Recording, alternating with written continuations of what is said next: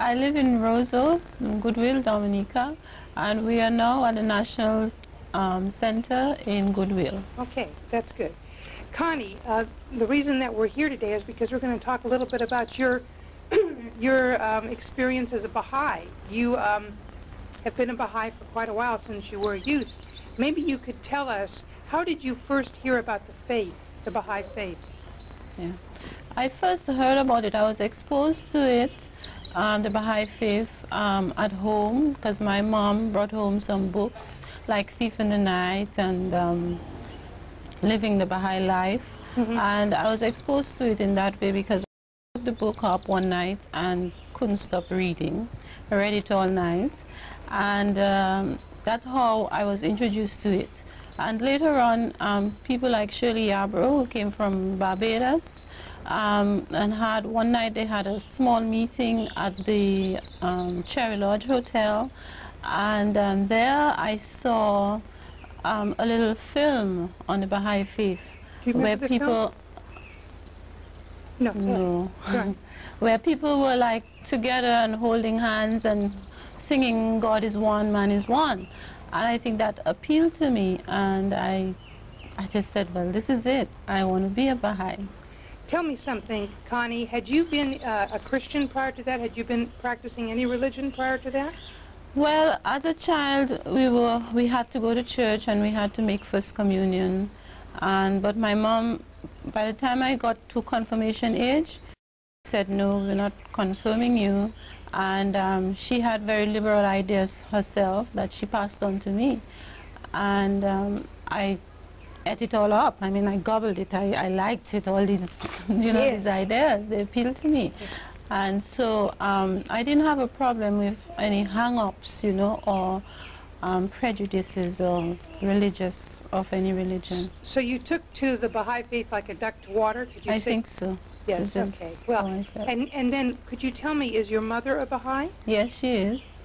Okay, wonderful. My mother is a Baha'i. Yes, your my mother's mom is a Baha'i. Okay. And what is your mother's name? Mona George-Dill. Okay. My mother's name is Mona George-Dill. And she's a Baha'i. Yes. Okay. So you became a Baha'i when you were rather young. About what age did you actually consider yourself to become a Baha'i? I became a Baha'i at around age 14.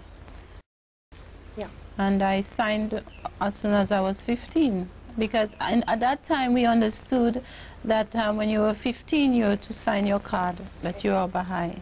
Now tell me something, Connie. When you signed that card and became a Baha'i, what did that mean to you? If somebody would have asked you, well, Connie, now that you're a Baha'i, what does that mean? What would you have said? Well, it meant at the time... What meant? Yeah, signing the card, signing the Baha'i card at that time meant to me at that young age that I was joining a faith that was all-encompassing, that would take in every human person and not leave out anyone.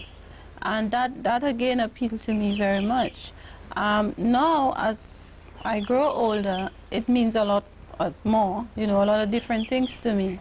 And as I mature, it changes, with each and passing year, it changes what Baha'i faith means. Now that you've been a Baha'i since you were just a youth, and this is like 22 years that you've been a Baha'i, what would you say, Connie, if someone were to ask you now, what does it mean to you to be a Baha'i? Give me an answer for now, 22 years later.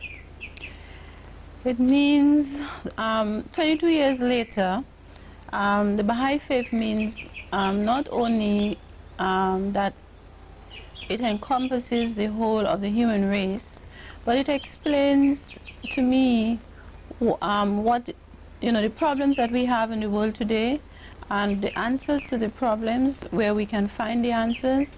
It means hope to me. It's my rock. It's the thing that I hold on to when not everything else fails. It is the answer to my life, what means anything to me, That's beautiful.